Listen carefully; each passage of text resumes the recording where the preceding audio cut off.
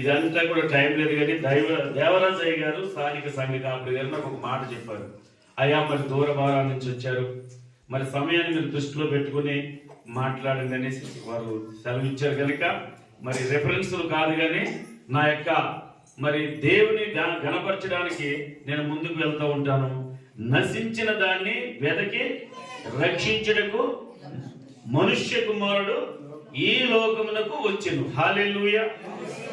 ఎవరు నశించిపోతున్నారు? ఎవరు నశించిపోతున్నారంటే మానవ జాతి అంతా కూడా మరి పాపములో నశించిపోతున్నట్టుగా పరిశుద్ధమైన గ్రంథం తెలియజేస్తుంది. మరి అయ్యగారు చెప్పారు, పాపం గురించి చెప్పారు అయ్యగారు, విజయ్ కుమార్ అయ్యగారు. పాపం అనగా ఆజ్ఞ అతిక్రమమే పాపము. హల్లెలూయా, హల్లెలూయా. మరి ఆజ్ఞ అంటే మరి మీకు తెలుసో తెలీదు. ఇక్కడ మరి దేవరాజయ్య గారు కూడా చెప్పారు, అనేక మంది మరి అన్య కుటుంబముల నుంచి వచ్చారు. వారికి ఈ యొక్క మరి క్రిస్మస్ సందేశము వారికి మనసులో సూటిగా చెప్పడానికి నేను ఆశపడుతున్నాను. ఆజ్ఞ అనగా ఆజ్ఞాతిక్రమే పాపము అనగా మనము ఈ యొక్క సంఘములో ఈ సమాజంలో జీవిస్తున్నాం. మనము భారతదేశ ప్రభుత్వంలో ఉన్నాము. ఒక చట్టం ఉంది. ఆ చట్టాన్ని పరిరక్షించడానికి పోలీసు స్టేషన్లు ఉన్నాయి. ఆ స్టేషన్ నుంచి మరి దాన్ని న్యాయం మరి చెప్పడానికి న్యాయమూర్తులు కోర్టులు ఉన్నారు. మనం కార్యాల్లో ఇతరుల యొక్క సొమ్ములు కానీ మనం దొంగిలిస్తే అది నేరం, అనగా దొంగతనము నేరం.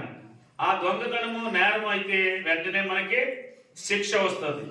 ఆ విధంగా కూడా దేవుడు తాను తన స్వరూపములో ఏర్పాటు చేసుకున్న మానవుణ్ణి చక్కగా ప్రేమించి ఏదైనా తోటలో దేవాలు దేవుడు పెట్టాడండి.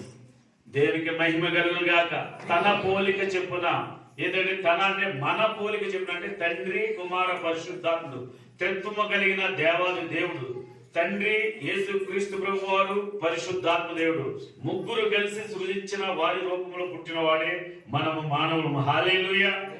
మరి చక్కని ఏదైనా వనంలో పెట్టిన తర్వాత ఈ యొక్క వనంలో ఉన్న అన్ని పండ్లు కూడా తినండి కానీ మరి మంచి చెడు తెలివినిచ్చి ఇక పండును తినొద్దని దేవాది దేవుడు యేసు క్రీస్తు ప్రభువు వారు మనిషితో చెప్తే, మరి అప్పటికే ఈ లోకాధికారిగా పరలోకం నుంచి గెంటి వేసి వెళ్ళిన మరి శాతానుడు లేదా అపవాది లేదా దురాత్మ అని మనం చెప్పుకుంటున్నాం. ఆ శాతానుడు ఈ లోకాధికారిగా ఉన్నాడు.